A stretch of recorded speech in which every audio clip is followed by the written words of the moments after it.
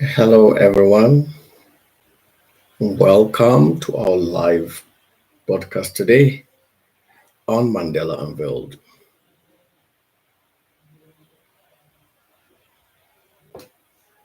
Today, we're just going to talk about Africans and how most resilient Africans are, the struggles to make or break.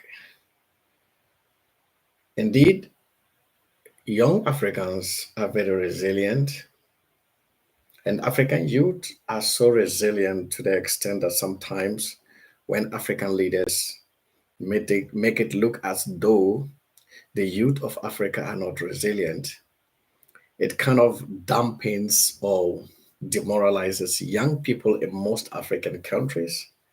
Because recently there was a statement by one minister of transportation in Ghana indicating that the young people in Ghana or the youth in Ghana are lazy and they have coconut head. As a leader, when you make such statement or such proclamations, actually you kind of like get the youth very angry. And sometimes some of these statements can really make some of the young people really agitated and kind of really rise against leadership in countries. And not long, in December 2023, the president of Ghana made a statement that young people should not travel to Western countries like the United States, countries like Australia, Canada, and some parts of Asia. He described the West, the Americas, Europe as a mirage. And he actually described poverty and the struggles of African youth as temporary. And recently the former minister of transportation in Nigeria, Amachi, also said the Japa syndrome is not something he encourages because in Nigeria, you can wake up one day and the next day you are a minister, you are a senator, and you are a governor. But the bigger question here is Nigeria has a population of over 200 million people. So even former minister says that young people should not travel out of the country in search of greener pastures, and that when they travel out of the country, they don't have the opportunity to make it because the only thing they have is a 9 to 5 job. But the bigger question here is even if these young people stay in their countries, if these young people stay in Ghana, they stay in Nigeria, they equally do these 9 to 5 jobs. But these 9 to 5 jobs do not fetch them anything that can really help them live a meaningful life. These 9 to 5 jobs, they do not have job satisfaction. These 9 to 5 jobs, they do not have any any means to really elevate them out of poverty. So you find out that most young people travel abroad because one, when it comes to remuneration, when it comes to appreciated for the job they do, and you really see how young people from Africa or workers or immigrants from Africa who immigrate to Europe or the Americas making a lot of inroads because they are very forceful and they really work so hard. And if the minister tells the young people that they should not travel out of Nigeria and they can wake up one day and they become a minister or they become a governor, that is just like a dream. It's like the minister is dreaming because he doesn't really know the ordinary Nigerian. He doesn't really know what impacts the ordinary Nigerian. And it's like most of these politicians or this particular minister of transportation in Nigeria has actually lost touch with the ordinary citizens. And the statement he made that day indicates that politicians or leaders back in Africa actually have lost touch with the ordinary person in African society because you don't assume or you don't dream. Because if the 9 to 5 jobs in Ghana, Nigeria, and any other African country could make workers have good standard of living, they would never leave the comfort of their homes in the first place. For instance, doctors who leave Ghana, nurses who leave Ghana for the developed world.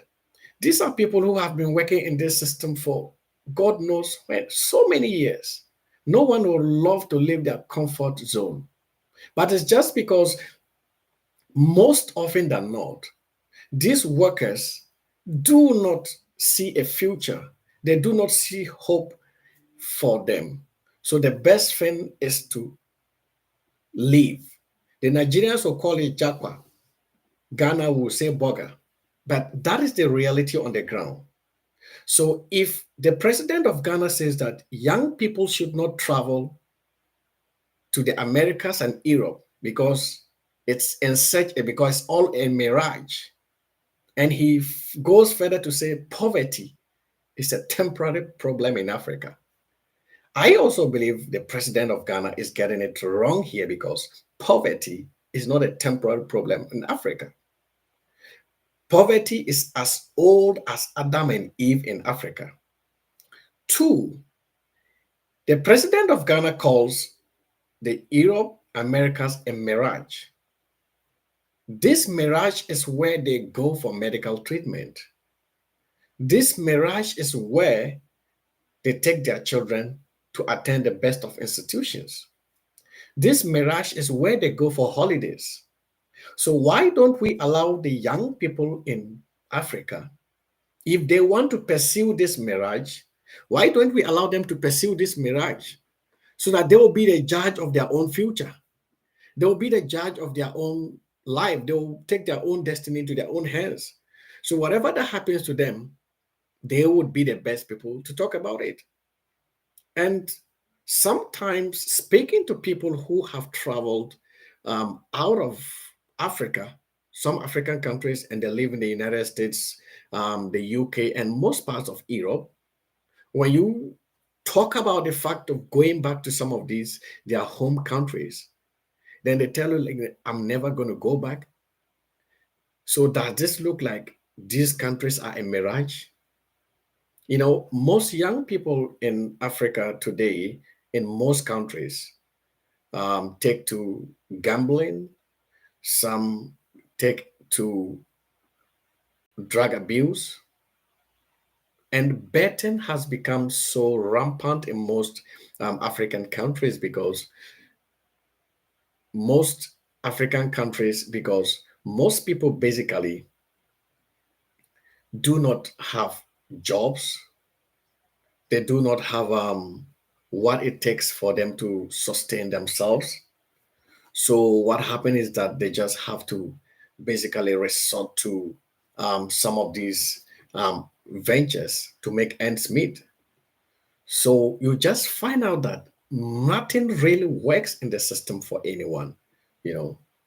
So I'll just try to see if I could get the views of so many other people around to see if what your thoughts are on this subject matter today, and what your thoughts are on this particular discussion we have here today, and what you think um, we could do moving forward.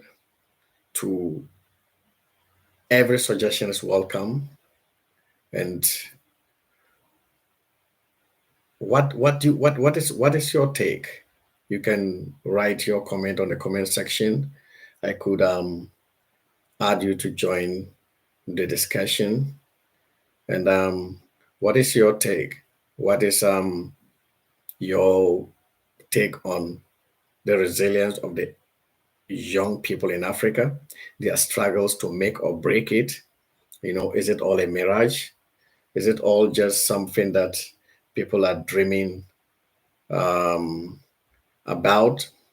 Is it just something that people are just dreaming about, but it isn't a reality? Um, I want to hear from you, the listener, and to know your take and your contribution. Gambling has become so rampant, betting has become so the order of the day because young people do not have jobs. And when these young people want to seek greener pastures, or when these young people feel that the grass is greener at the other side of the world, then most leaders try to put impediments on the way. And sometimes it is frustrating for young people who want to take their destiny into their own hands. You know, we have, for instance, in Zimbabwe, nurses and doctors who want to leave the country for UK. Leaving Zimbabwe in itself right now is a crime. You cannot leave Zimbabwe because if you're a nurse or a doctor, it is considered a crime, you know. And the WHO is trying to put a cap on most of these African countries because they label it as WHO red list countries. And that is because they feel that the nurses and doctors will soon run out of supply. In Ghana, the finance minister read the budget and stated that they were not going to make any employment in the health sector. Not only that, they were not just going to employ people because of the IMF loan that the government has procured. So, if these countries are putting certain measures to prevent the young people who have the knowledge and the ability to make it or break for themselves in these developed countries, and these leaders are putting some of these measures in place, you know, it is really demoralizing for some of these young people back in these countries who feel that they can really make do of something important with their lives, but it's just that they're not given the opportunity. It's just that things are not really going their way, and it can be frustrating. Yesterday, um, a young lady in Nigeria had to commit suicide. She's a banker, and the letter she penned down in Nigeria was the economic hardship is so much that she can bear it no longer.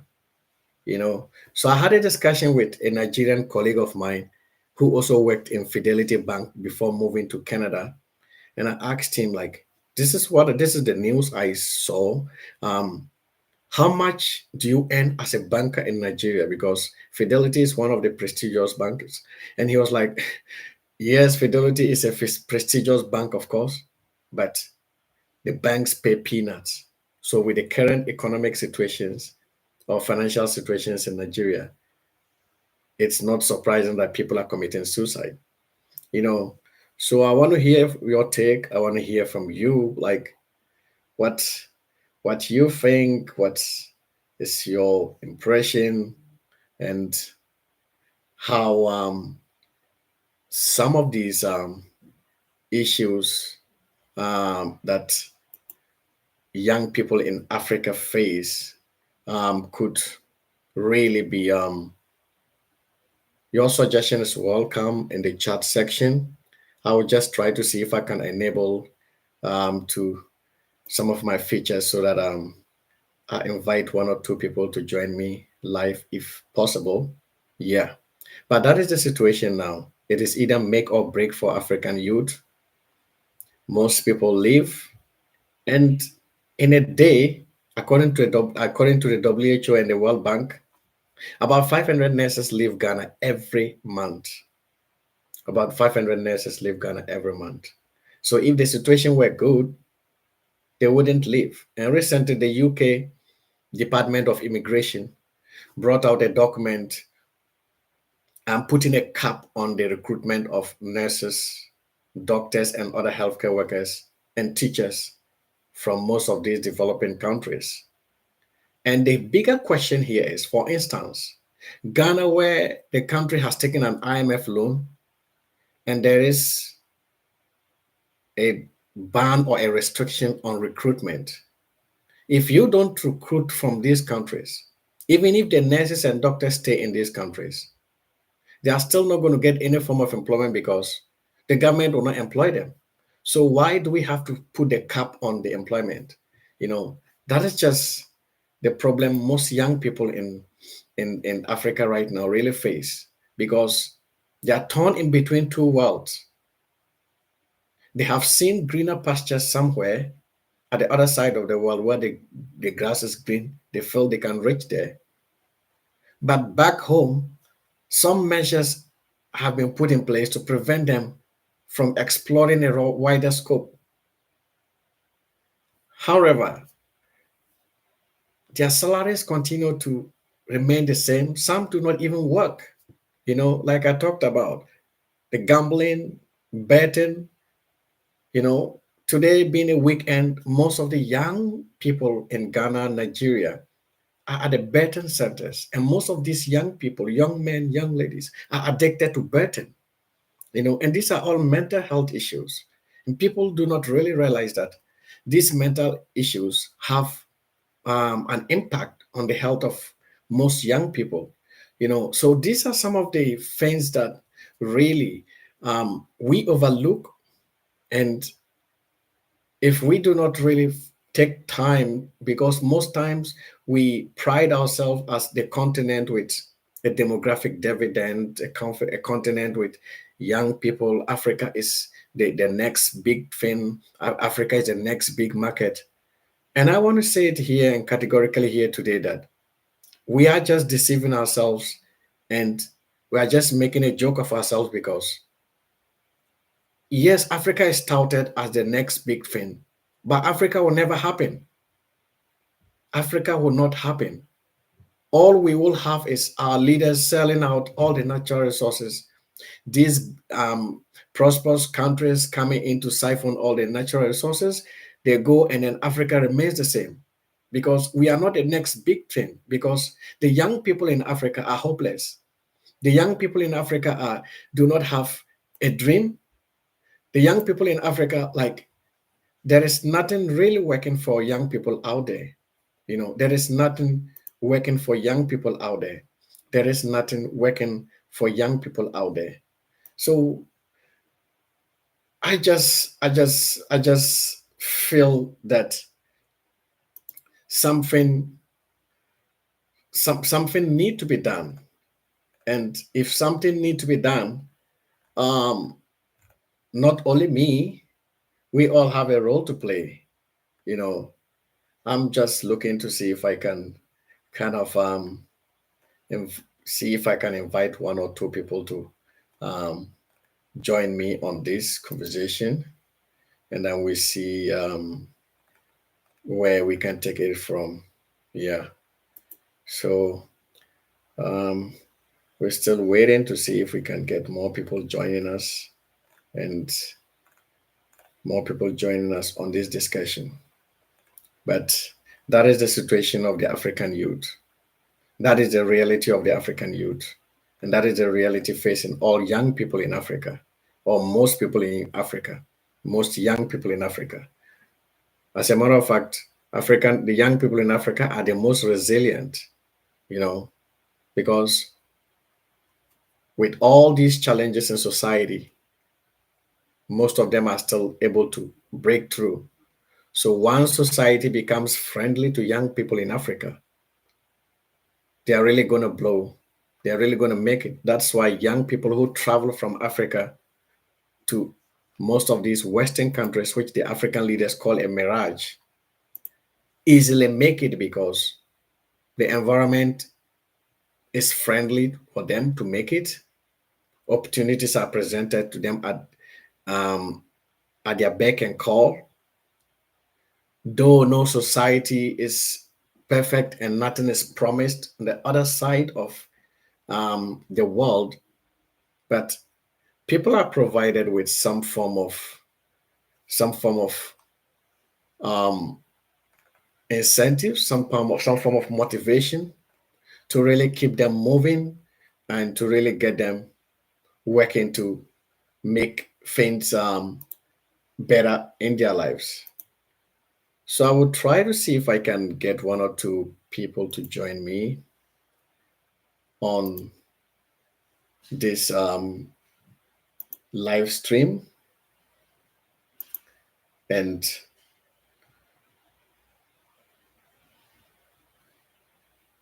Okay. Oh, thank you. Thank you, Wisdom, for joining. It's good to have you. Let me see if I can add you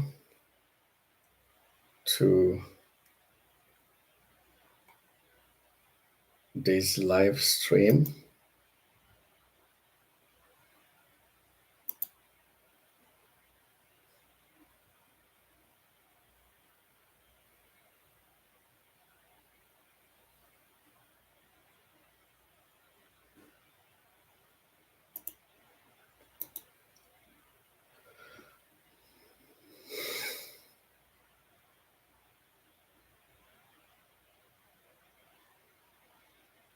Okay. Until African government put measures to improve quality of healthcare, better education, and competitive wages, Africa will lose its talented youth to the West. Actually, you're right, Clement. That is actually the truth, Clement. You know, I have forgotten the name of the mayor. He's a Nigerian, but there is actually a mayor in Nigeria currently who is of Nigerian descent. We have a lot of the good doctors, good nurses. Like most of the, like I said, African young people from Africa are so resilient. Look, if you want the most resilient people from Africa, like the most resilient young people in this world, you talk about the African youth. You know, most doctors who come from Africa, most nurses who come from Africa really excel. You know, they really excel because they they put in all their best. You know, so you can imagine working in an environment where you don't have infusion pumps as a nurse, like you don't have all the sophisticated things you need, you know, and then you come into a system where you have all these things. Though in the beginning it may be a struggle for you to really know how to use all these gadgets, but within the shortest possible time you will be able to really grasp all these things and make a very good name for yourself. And that is really very important. And that is really something that the African youth is really um, blessed with. And it's something that most young people here really explore their talents to their best. And sometimes, like I said, the government of Ghana does not have the government of Ghana has gone for a loan. And with this loan, they have stopped employing workers.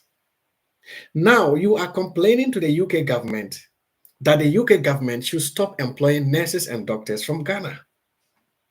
Meanwhile, the Minister of Finance has announced that they are not going to make any employment. You see? So if you are not going to employ anyone, then you don't have to complain that you are losing your nurses and doctors because, to the best of my knowledge, there's still a backlog of nurses in Ghana who are yet to be absorbed into the system. You see? So young people in Africa, like the young doctors, young nurses, young teachers, a lot of people really need to. I just don't know the word to use, but they really need to be given the chance to explore their potentials. You know, we are losing our youth to betting. We are losing our youth to alcoholism. We are losing our youth to drugs. You know, there was a recent documentary on on Channel 4 about the use of crush. Crush is some kind of hard drug that the youth take, and it makes them really feel so high and that kind of stuff. And it's really so disheartening and disturbing on how some of these things really affect the youth. And those who are engaged in this cruise um, drug trade have gone to the extent of adding human bones into the kush. So what they do is that, and it is a documentary that was shown in Liberia, where they went to the cemetery. Like what they do is that they go to a cemetery, they take out all the bones from the graves, and then they grind the bones. When they grind the bones, then they mix it with a chemical. And this is what the youth smoke. And you see, you can never blame young people who go into smoking, who go into drug abuse. You can never blame them because, look, everybody has different level of resilience. Each and every one of us have different level of resilience, you know. So some people become so frustrated, they feel that the system is hopeless, nobody really care about them. So they just have to do what they have to do. And like I said, who can blame them? You know, and unfortunately, the mental health systems in Ghana and most part of Africa, it's really nothing to write home about. So nobody knows where to go for mental health treatment. No one knows where to go for any form. It's really disheartening. You know, we have a lot of Ghanaians locked up at the US Mexico border. We have a lot of Ghanaians who are locked up at the US Mexico border. That is because when Joe Biden was coming to power, they gave a lot of immigrants false hope. So most of our brothers and sisters whom you see call you with +1, and you know, most part of America here in Barbados and other places, the code is that +1. Like they call you, feel like it's all okay with them. Some people back home feel like, oh, my relative has traveled abroad and they are not remitting. It's not easy. Some people are locked up at the US Mexico border, and it is really not easy. You know, some people are locked up there. A lot of people are locked up in the Middle East. You know, a lot of people are locked up in India. That is just because young people in Africa are looking for a way to make it. They are just looking for a way to make it. You know, anyone who tells me that young people in Africa are lazy, it is not true. No Ghanaian youth is lazy. No African youth is lazy. Give them the opportunity. They will show you what they have. They will show you what they got. African youth. No Ghanaian youth is lazy. No African youth is lazy. Just give them the opportunity and they will prove to you that they can make it. Look, I back in Australia, there was this young man who came. He didn't have he didn't have his only level of education was like primary education. But this man has been able to make it like, and that is the resilience of the African youth. That is the resilience of an African youth. And any company, I have worked both in both sectors. My background is nursing. But when I went to Australia, it was quite difficult because in Australia, and that is one thing about Australia, I always tell people if you want to go into nursing, then Australia is not your best bet. Because in Australia, if you want to practice nursing, you have to go and start all over again. You know, you have to go and start doing your bachelor's and all that. Australia doesn't care whatever level of education you have when it comes to nursing, you know. So you are not always able to get straight into their system to practice as a nurse. UK is the best place, you know, because they can even pick you straight from your country to practice. And you go into most of these institutions and you see a lot of African youth, medical doctors, and you know, it's really, and in Canada, I have a medical doctor friend who moved from Nigeria to Canada. And all he does is to work in the hospitals. And this was a consultant in a teaching hospital in Nigeria. Now, this man works in a hospital in Canada here. He doesn't work as a doctor, he doesn't work as a nurse. He just works as an oddly, you know, and the work he does as an oddly, what he earns in a month, it's way more than what he earns probably like 3 4 months pay of what that he got in Nigeria. So these are some of the things that really make young people want to move, and they really want to see if they can make or break it. And some will say you either make money or you die trying. And that is the situation, and that is the story of the African youth. That is the story of the African youth out there. Young people, most people really want to make it in life. Most people really want to move, but it is not easy for them. It is not. It is not easy. And the discussion around, and one particular mistake about most African countries is that there's no focus on discussions around young people. Young people are usually not a focus. When people want to discuss issues, young people are relegated to the background. So virtually, like everything about young people, it's not brought to the table. When countries read budget, there is no budget towards youth empowerment. All they talk about is employment and this employment and this, but sometimes we don't even see that reflect. And that is the reality of the African youth. The African youth has to face so many things.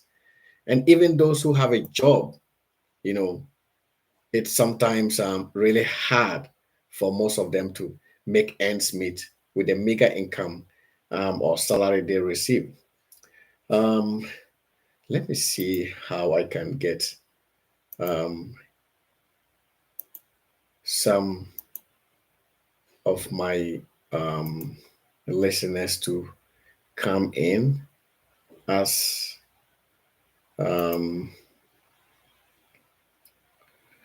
I just want to see if I can get Mr. Wisdom to join me because let me just see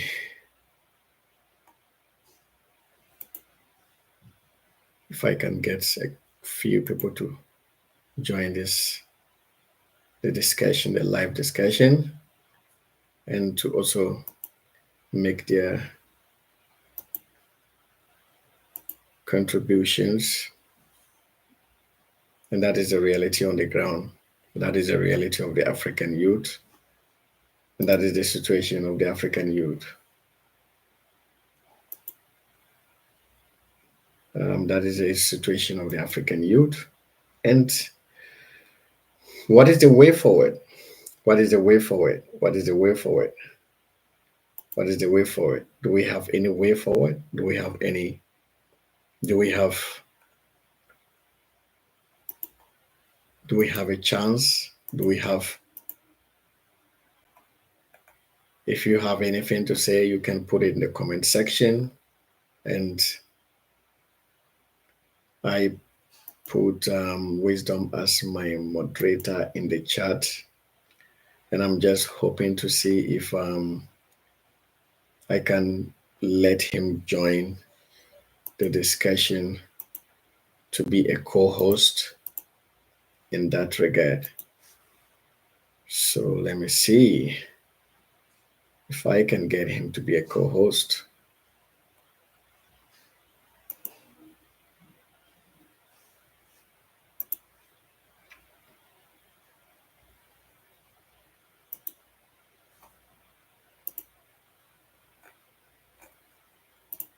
The situation of the African youth, the African youth, the African youth,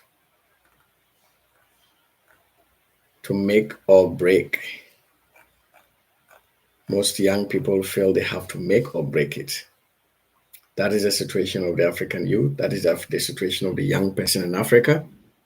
And we see young people dying every day at the Mediterranean Sea, and most African youth today feel hopeless. And even those who have the hope, the government or leaders of institutions tend to take that hope away from them. Recently, I was listening to the secretary of the Ghana Nurses, the Ghana Registered Nurses Association. I hope I'm getting his name right, Dr. Koranteng. And he was blaming the NDC government for taking away the market premium. And because John Mahama took away the market premium. That is why nurses and doctors are leaving their numbers from the country.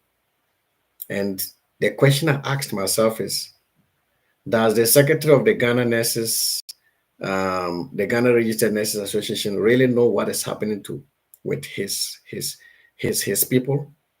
Because if you want to say because the previous government took away the market premium, that is why nurses and doctors, or nurses especially, are leaving the country, then he's actually losing the point, because that is not the reason why nurses are leaving the country. And even if it is that the market premium was taken away, the current government, if they are committed to increasing the salaries of nurses and other healthcare workers, they would have brought back that market premium, but they also left it as it is. So when you don't want to step on the toes of a certain government to let them know that this is what you have also come and you have also done wrong, then it is unfortunate, because even those people we put as our leaders, those people we put as our union leaders, they should be able to speak for us. They should be able to speak without any fear or favor. But in this situation, the general secretary of the Ghana Registered Nurse Association is blaming a previous government because he knows that the previous government leaders cannot do anything to him, you know. And to say that because the market premium was removed, that is what is making nurses and doctors to leave the country. It's unfortunate, because the nurses and doctors who leave Ghana, there are push and pull factors, and they are numerous. And one of them is the remuneration, which for sure is true. Every day, taxes upon taxes are imposed on Ghanaians. Ghanaians have to pay taxes, you know, but the only thing that is constant is the salary. The amount of money the nurse or the doctor received 5 years back has maybe increased like 1%, but taxes have increased about 15%. So how are they able to cope or make it in the country? You know, and these are the realities on the of the situation. These are the realities on the ground. You know, that is the only constant thing, the salary. Nothing changes. The salary is not variable, you know. So when you have people in this category who feel that there's a need for them to better their lives somewhere, then the impediments keep coming. Then it's really so frustrating, you know. It's really so devastating and so bad. I have a comment from Clement, who says African government need to stabilize our currencies and ensure that our wages are competitive. This aside, the better healthcare would help curb the mass exodus of African youth to the Western world. And that is absolutely spot on, Clement. You know, the more reason why young people would always want to live. Like I said in the beginning, some people have established a relationship in some of the communities they've worked as a nurse or doctor. Some people have their children, and especially children, moving with family. You know, when you move with family, it's uprooting your children. I am using myself as an example. Uprooting my children from a particular environment to the and implanting them to the next environment. It's really so difficult, you know. So sometimes when you move the families, it's so difficult. So nobody really loved the idea of moving with their families or moving to the Western world to seek some form of greener pastures. But what really happens is, like Clement actually captioned it very well, like our salaries are not competitive. You know, the exchange rate keep fluctuating. You know, so and in Ghana we are not a manufacturing country. We are consumers, you know, and most of the businessmen buy the produce from the developed countries. and import them to Ghana. And the import duties are so high. So when they bring these goods to the country, they impose a lot of taxes on these goods and services. So we have to pay more for it, you know, and we don't have the salary is not competitive, you know. So salaries are not competitive. They the exchange rate is really poor because you can imagine $1 is to like 15 Ghana cities. So how are people going to make it? How are people going to really live and make it? You know, so it is no surprise that most of the young people today are engaged in like um some form of internet fraud scam, and some people are also now very kind of like, will I say they're ingenious or creative, coming out with a lot of Ponzi schemes. And most of these Ponzi schemes, like you have to give this and they will double it. People are desperate, you know, and that is also giving a rise to the number of people who fall prey to these fake pastors, like the fake pastors, the fake prophet, the fake men of God. I'm not saying all men of God are fake, but some, you know, they've they've seen the vulnerability and they know that young people are desperate, and mothers are always desperate to pray for the betterment or the success of their children. So they go to every extent and whatever most of these young these men of God tell them to do, they do it because they want their children to be successful. They want their children to make or break it in society, you know. So mothers or fathers will do anything for their children. So in going to all those extents, it really makes it very difficult, and some people go into certain situations that they would not want to find themselves, but sometimes it's often late, you know. So Clement, your point is really, really spot on. And you also talked about the healthcare, better healthcare would help curb the mass exodus of African youth to the West. You see, Clement, as for the African healthcare system, and I always state it categorically, unless we have a committed leader who is committed enough to improve healthcare system in a country like Ghana, then the healthcare system will continue to be the state in which it is. I am not by this chance making any or trying to campaign for any political party or any leader. But in the last years, few years between 2000 to 2024, President John Mahama of Ghana has really been so good at this particular um, thing of improving the healthcare system in Ghana. Because we can talk about the University of Ghana Medical Center. This is a state of the art medical center that can treat any form of sickness that you would treat. And as a matter of fact, I had friends who work in the University of Ghana Medical Center right now who were taken to Israel for treatment to get like I said, treatment training, specialist training. And we have a lot of, and that medical center has received praise from the WHO, you know, and it's over 1,000 bed capacity. And it is not just any hospital, it is a state of the art hospital. And John Mahama was also able to upgrade most hospitals in the regional capitals.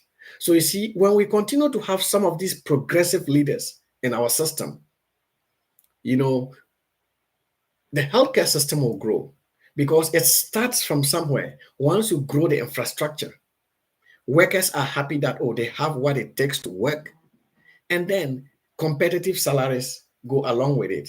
So Clement is actually true, but as to whether our ability to really rub shoulders with the for the Western countries, it will be a long way to go. But as to whether we'll be able to rub shoulders with the Asian countries, That is a very big question, and I would say it's a very tall task for Africans and African governments, but we will try. Oh, my good friend Stephen, thank you so much for your comment. Stephen says, frankly, there are limited opportunities for African youth to thrive in Africa. The ways out seem to be highly immoral. Think about the dirty politics, money laundering, so scam, and other forms of thievery. Thank you so much, Stephen. That is, it's you couldn't have summarized it better, or you couldn't have summed it better. And that is it. We talk about the dirty politics. I know Stephen, and Stephen is a very intelligent young man. This is somebody, if he becomes a politician or holds a high office, he can contribute immensely to the development of Ghana. But unfortunately, those who have the brains and the mental capacity and the vision and the capacity to develop the African countries do not go into politics and do not take up leadership positions. And that is the problem.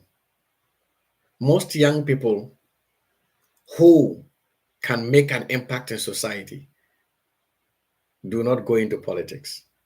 And that is what is also hurting the African continent.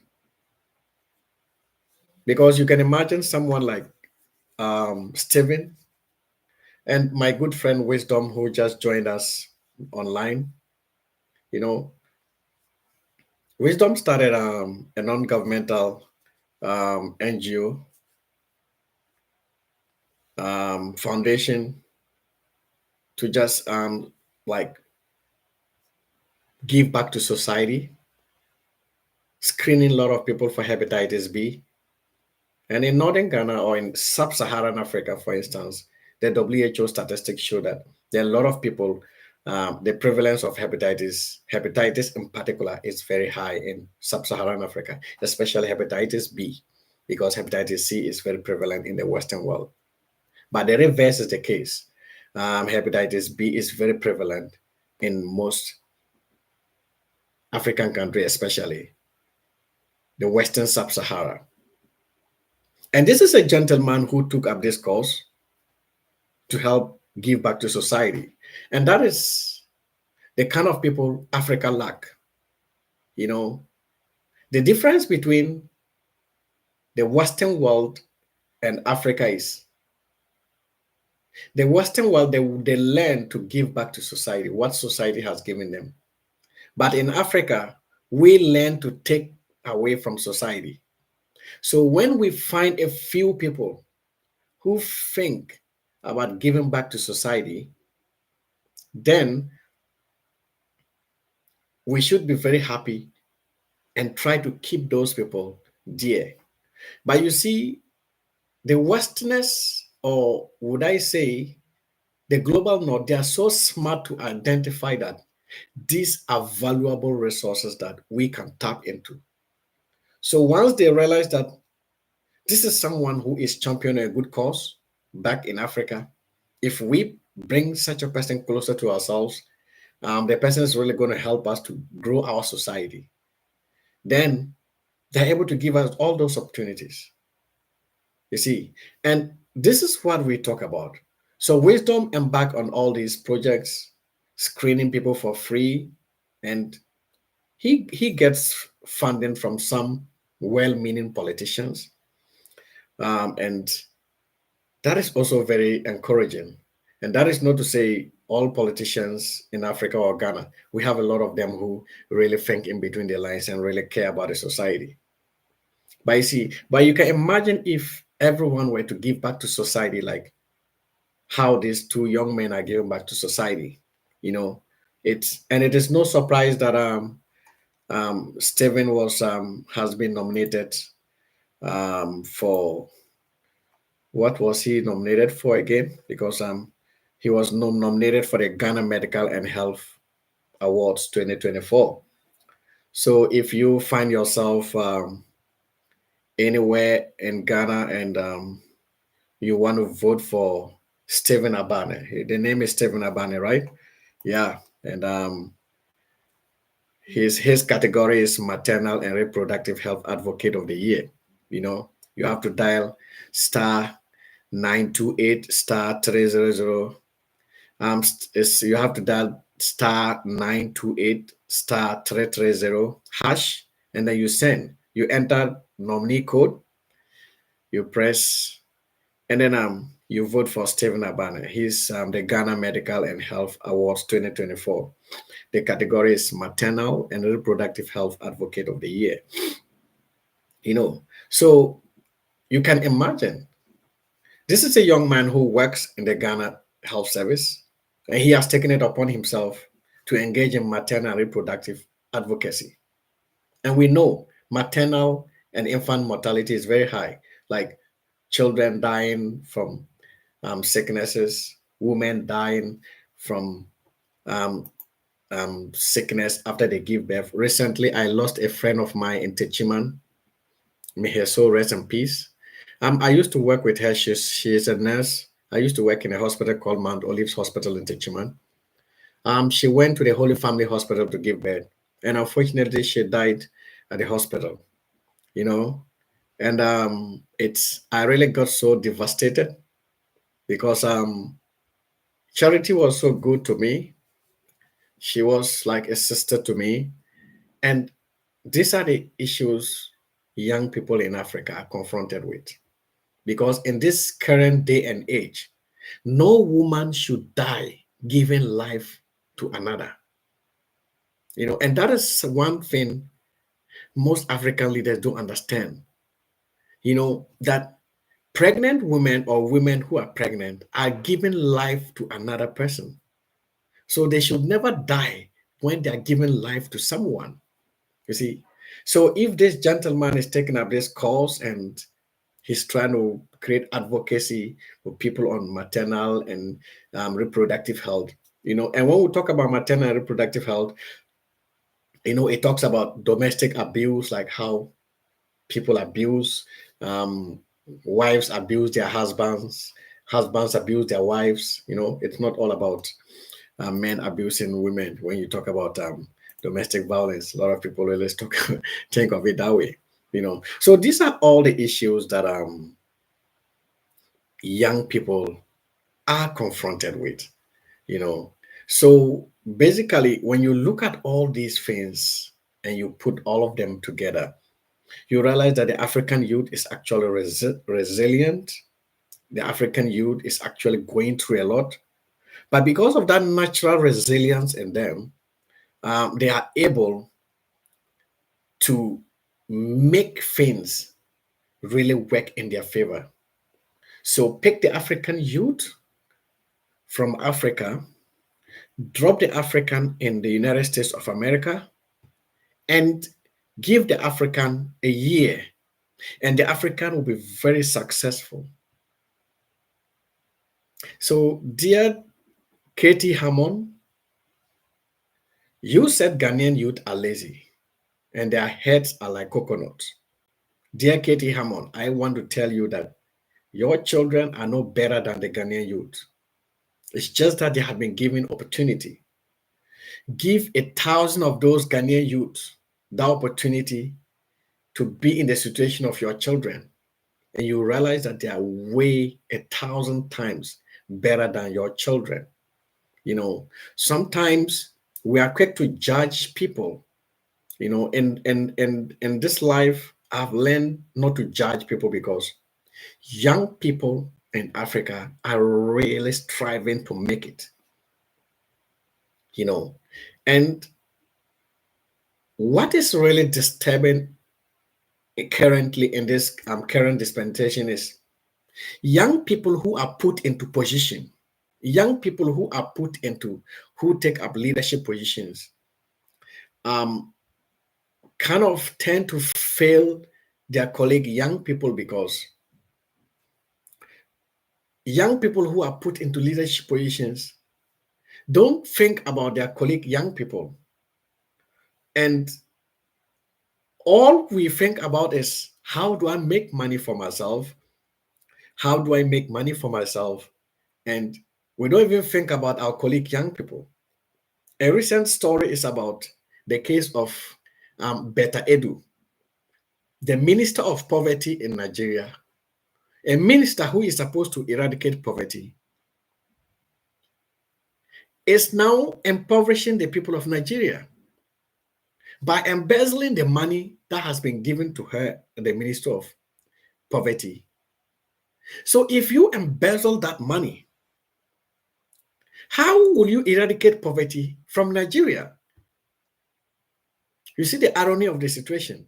And it is so difficult in such that this is a woman who is only 37 years old, the youngest minister in President Tinubu's governance. 37. And we have always been advocating for young people to be part of governance. We've always advocated for gender equality. And this is a situation whereby this young lady has been made a minister, and a minister of poverty for that matter. And she has decided to impoverish the people of Nigeria. And you know, as African as we are, people have organized night vigils that they are going to pray for better. Some have even taken placards to the presidency, begging the president to restate her into the position and that they are sorry. And that is the situation with we Africans. Let us always learn to let people pay for their sins. Let us always learn to let people pay for their wrongdoings. It is not bad that the president has decided to let people step aside. And it is the same thing happening in Ghana. We have a lot of young people who are ministers. We have a lot of young people who are district chief executive, municipal chief executive, metropolitan chief executives. When you go to most of these young people, their districts, you see people mining galamsey, and the illegal mining. You see most of these young district chief and municipal chief executives engage with these people, and they're just destroying the whole place. So the question we ask ourselves is, if we as young people are helping others to destroy the land,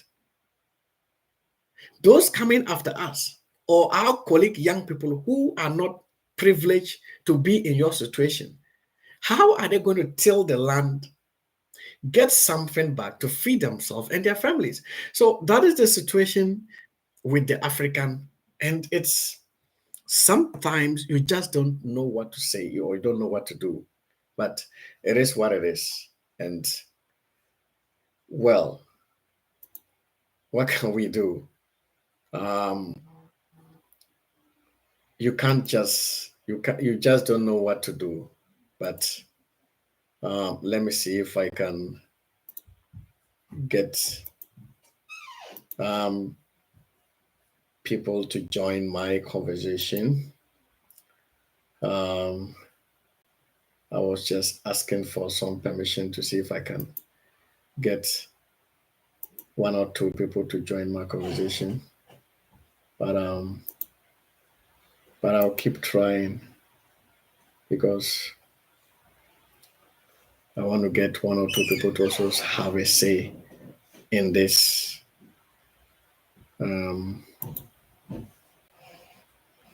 I want one or two people to also have a say in this life.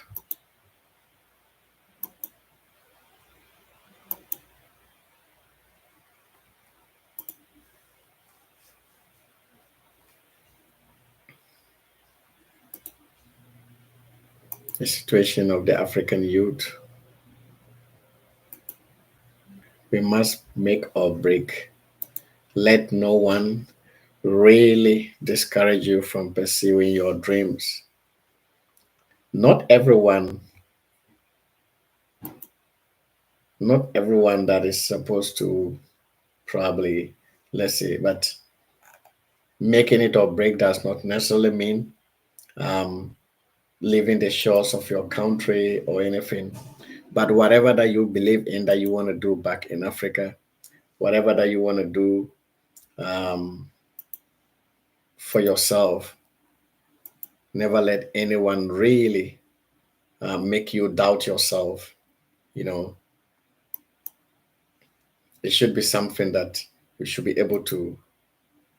Um, Let me see if I can get to invite um, Wisdom or Stephen or Clement to join me on this discussion. I want to make one of them a co host. Let me see if I can make them a co host. That is,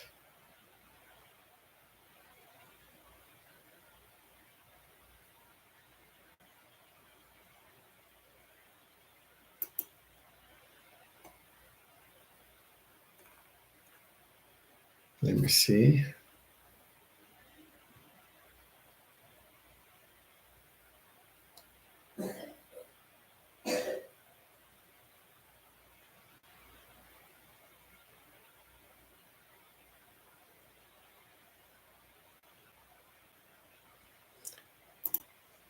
Let me see if I can get a chance to. As I'm trying to invite someone to join me,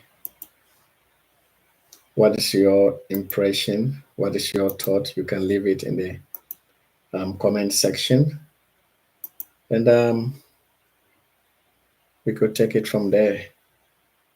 Yeah.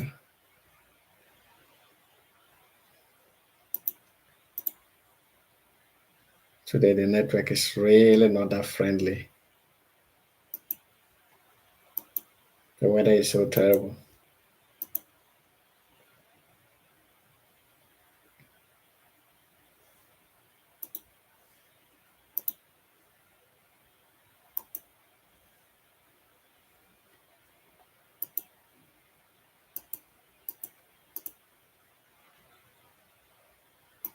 Let me see if I can invite. Can send streaming link.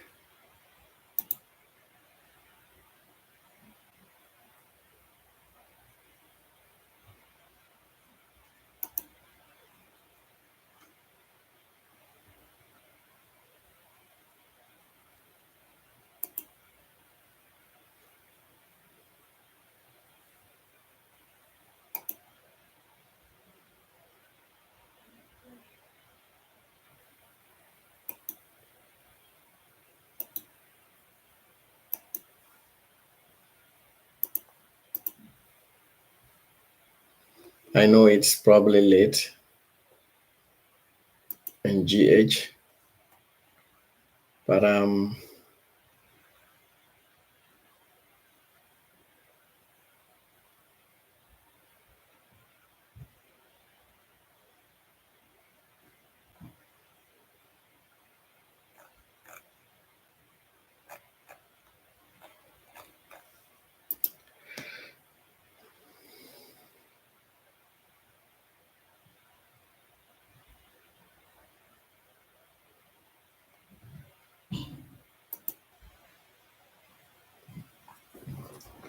so I'm not able to join anyone else. I'm not going to add anyone right now. And I really want to thank everyone for joining this um, live stream. And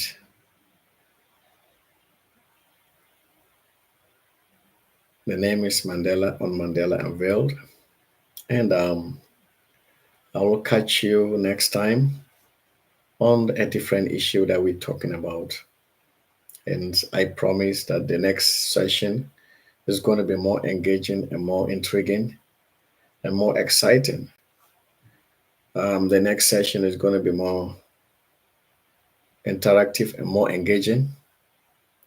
And it's going to be really more lively.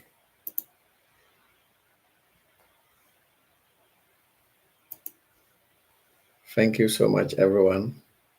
And I know it's somewhere 11 p.m. GMT, it's 6 p.m. ETA in Canada, America. So Thank you so much for tuning in, and make sure to share the word. You subscribe, share, and let us continue to grow the community together. And I know the next time we're going to meet, we're going to have a very interesting and intriguing discussion together. And it will be more open and and interactive. Today, I've had more of some kind of technical challenges because of the weather and all that. So I pray and hope that everyone is good. And thank you for tuning in. The name is Mandela, and the channel is Mandela Unveiled. This is a platform where we discuss everything that pertains to your health, the political decisions, the environmental decisions, the social decisions, whatever decisions that are made in society invariably has an impact on your health. And that is what we talk about all the time. So until we meet next time again, adios. Bye bye.